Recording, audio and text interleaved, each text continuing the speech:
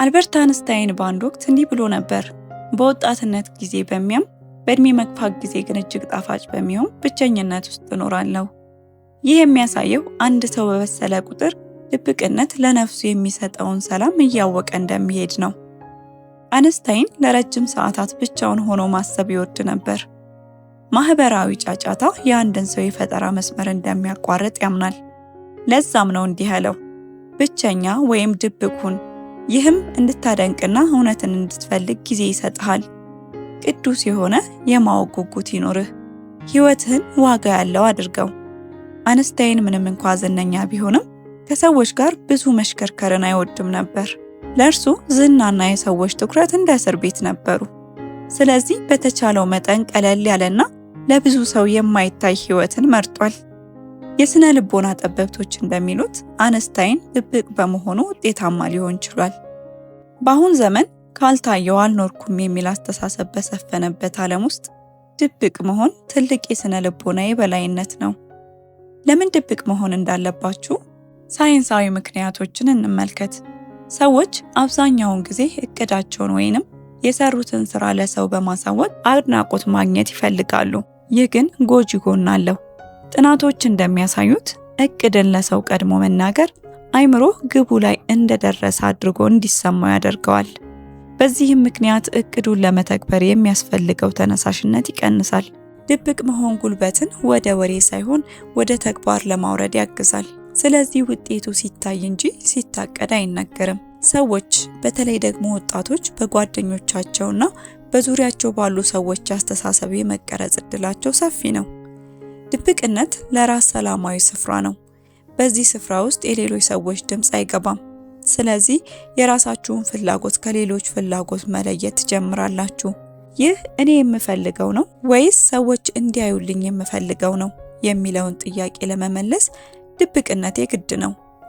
የስነ ልቦና ጥናት ውስጥ ዘ ስካርሲቲ ፕሪንሲፕል የሚባል ህግ አለ።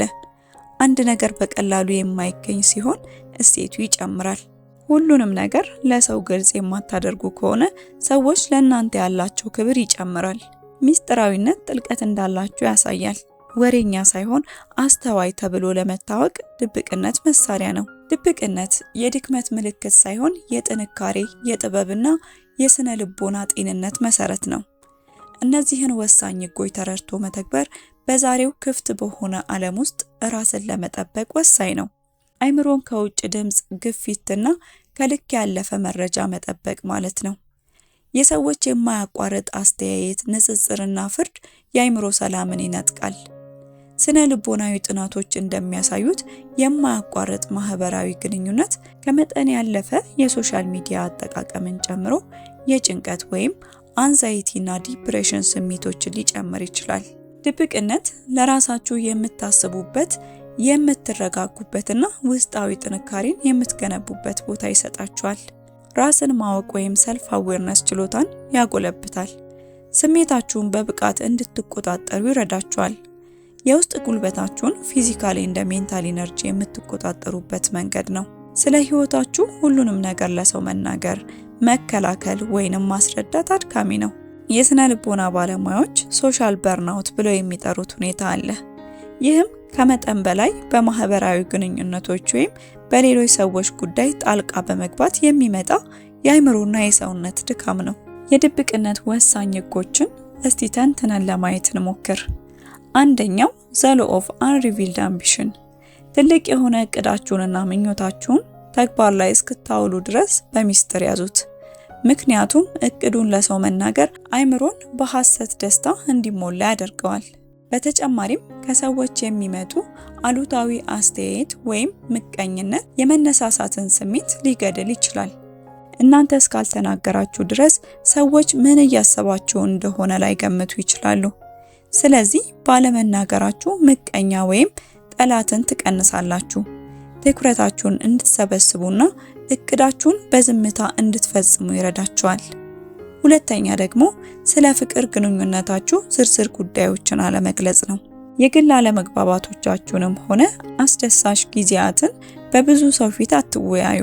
ምክንያቱም የሰዎች አስተያየት በተለይም የጓደኞች የግንኙነቱን ተፈጥሯዊ ሂደት ሊያዛባ ይችላል። ባልደረባዎች በሌሎች ሰዎች አይን ጥሩ ለመምሰል ሲሞክሩ የራሳቸውን እውነተኛ ስሜት ለመግለጽ ይቸገራሉ። ይህም ግንኙነታችሁ በሁለታችሁ ብቻ እንጂ በውጭ ኃይሎች እንዳይወሰን ያደርጋል። ሶስተኛው ደግሞ የገቢና ሀብት ህግ።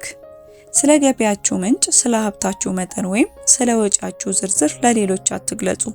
ምክንያቱም ሰዎች ስለ ገንዘባችሁ ማወቅ ሲጀምሩ ወይ በምቀኝነት ይቃጠላሉ ወይ ደግሞ የገንዘብ እርዳታ በመጠየቅ ሊያሰለቿችሁና ሊጎዷችሁ ይችላሉ። የገንዘብ እንቅስቃሴያችሁ ሚስጥር ከሆነ ሰዎች ስለ እናንተ ያላቸው አመለካከት በገንዘባችሁ ላይ መሆኑ ይቀርና በማንነታችሁ ላይ ያተኩራል። እናንተም ከጥገኝነት ጠያቂዎች ትጠበቃላችሁ። እንዲሁም ሰዎች ለእናንተ የሚያሳዩት ክብር እውነተኛ ይሆናል። አራተኛ፣ የሰውነታችሁን ገደብና ለራሳችሁ የምትሰጡትን የግል ቦታ አክብሩ። አስፈላጊ ባልሆነ መንገድ የግል ፓርታችሁን ወይንም በጣም የግል የሆኑ ምስሎቻችሁን በሶሻል ሚዲያ አትለጥፉ። ምክንያቱም ከመጠን ያለፈ ተጋላጭነት ወይም ያለ ገደብ ራስን ለሰዎች ማቅረብ ለተለያዩ ጥቃቶች ሊያጋልጥ ይችላል። በተለይም በራስ መተማመንን ከውጫዊ ገጽታ ጋር በማያያዝ የውስጥ ማንነትን ዝቅ ያደርጋል። ድብቅ ግን ስትሆኑ አካላዊና ስነ ልቦናዊ ደህንነታችሁ ይጠበቃል። ለራሳችሁ ያላችሁ ክብር ያድጋል። አምስተኛ፣ የግል ድክመቶቻችሁን፣ ፍርሃቶቻችሁን ወይንም ያለፉ ስህተቶቻችሁን ለቅርብና ለምታምኗቸው ሰዎች እንጂ ለሁሉም ሰው አትግለጹ። ድክመቶቻችሁን ለተሳሳቱ ሰዎች መናገር ለጉዳት ይዳርጋል። ሰዎች ሊጠቀሙባችሁ ወይም ደግሞ ሊያቃልሏችሁ ይችላሉ። በሌላ በኩል ደግሞ ስህተቶቻችሁን ያለማቋረጥ ማውራት ወደፊት እንዳትራመዱ እንቅፋት ይሆናል።